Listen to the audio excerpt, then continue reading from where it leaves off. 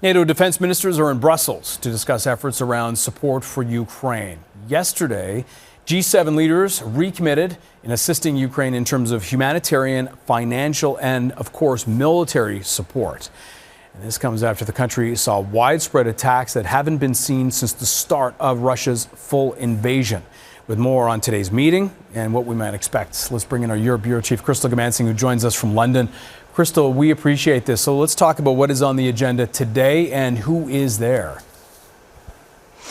Good morning, Anthony. Yeah, this is a regular meeting that we have seen now. NATO defense ministers getting together in Brussels. In addition to the NATO defense ministers, we're also seeing Ukraine's defense minister on hand as a special guest. Of course, Canada's Minister of National Defense, Anita Anand, is there as well. We saw her in Poland yesterday making another announcement as far as Canada's contribution to supporting Ukraine's efforts in fighting for its sovereignty. About 40 combat engineers will be taking part in training Ukrainian soldiers in Poland with Ukrainian soldiers. So it is really an ongoing collective effort that we're seeing. So the thought right now, the talk right now from Ukrainian officials is their ask is for air defense systems. Of course, you mentioned all of those attacks and those strikes that we saw on Monday right across the country with deadly impacts. And that is really coming down to shelling and missile strikes in so many different locations. So we saw Ukraine's President Volodymyr Zelensky asking for missile defense systems, modern missile defense systems. One from Germany is now in action. You're taking a look at a footbridge that actually wasn't destroyed, but was in fact area was hit nearby. Just a harrowing situation all over the country with these, rockets and missiles raining down. People being told right across the country, if you hear those air raid sirens, make sure you are in fact seeking shelter. So that's again why we're seeing those NATO defense ministers meeting right now in Brussels. But Anthony, in addition to that regular NATO defense ministers meeting, there is even a bigger meeting of allies. It's called the Ukrainian Defense Contact Group, and that's more than 50 countries. They're having side meetings, again, trying to talk about what further supports they can provide to Ukraine as this war now enters its 231st day. So we're hearing of contributions, we're hearing of announcements, and certainly plenty of overtures and words and condemnations. The question is how much more needs to be done? How much more is the international community willing to offer? We know what Ukraine is asking for. Whether the international community will go further is the big question, isn't it?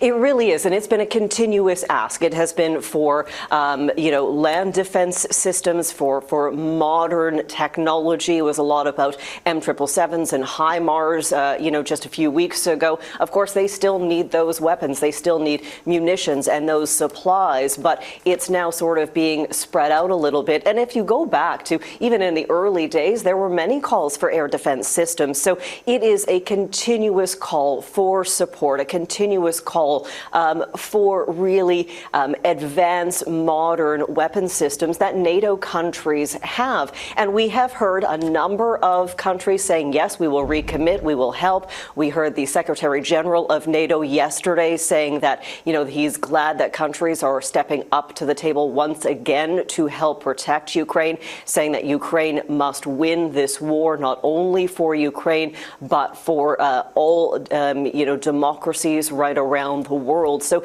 there is a desire. It's just we don't know if it's actually going to turn into anything immediate. And that's what it really comes down to, is even if there is a commitment for more weapons, more air defense systems, when will they actually get on the ground to be put into action?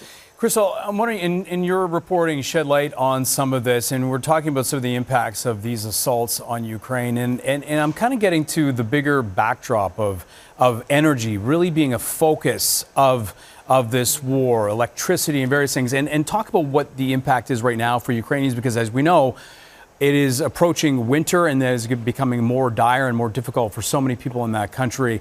Shed light on that if you could.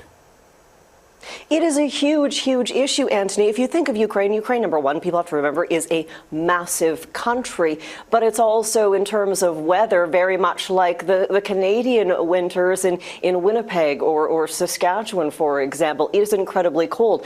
A lot of buildings that have been hit are residential buildings. There are energy plants, for example, in Lviv, 4 substations hit yesterday, 2 completely destroyed. So the idea of not having windows, not having walls, what will winter look like? So it is a problem in Ukraine and all over Europe, frankly, because of energy supplies from Russia and those caps and sanctions we're seeing. Anthony? It could be a grim winter. We appreciate this, as always. Crystal Goomansingh, our Europe Bureau Chief, joining us from London. Thank you again.